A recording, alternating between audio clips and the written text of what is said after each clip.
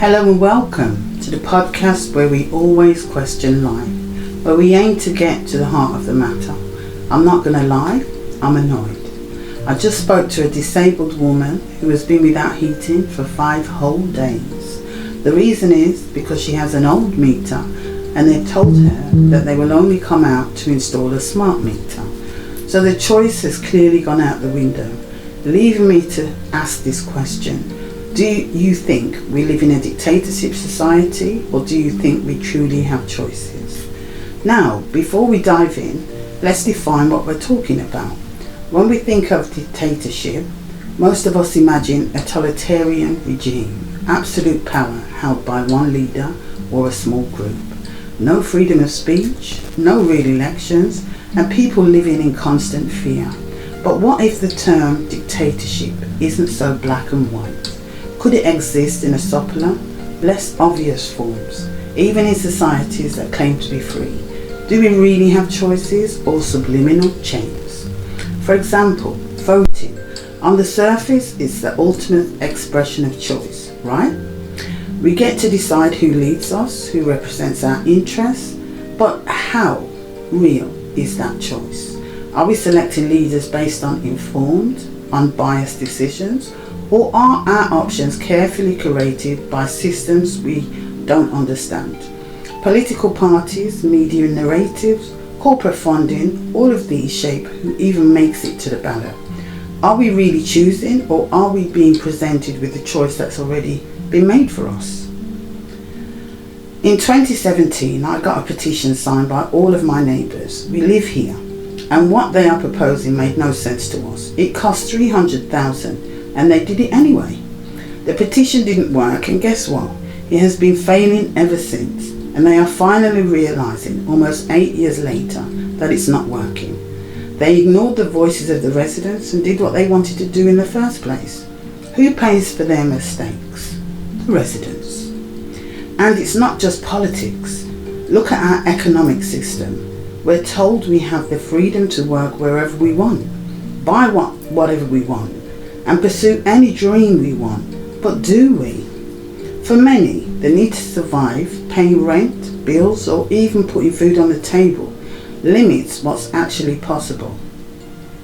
Is that freedom, or is it a system where our choices are dictated by circumstances beyond our control?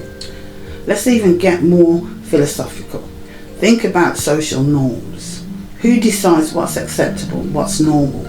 It's easy to dismiss societal expectations as just the way things are, but they dictate how we dress, how we speak, how we live, and even how we perceive ourselves.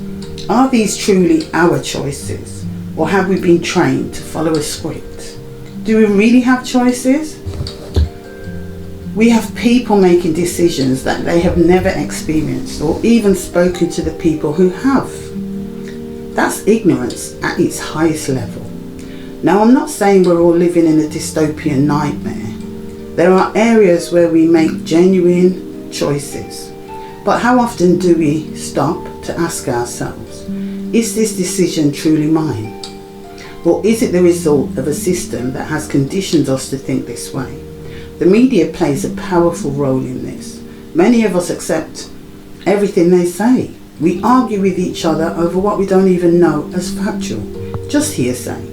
Do you think we should do our own research or continue being dictated to? So what's the takeaway? I think it's this. Freedom isn't just about having choices. It's about understanding the forces behind those choices.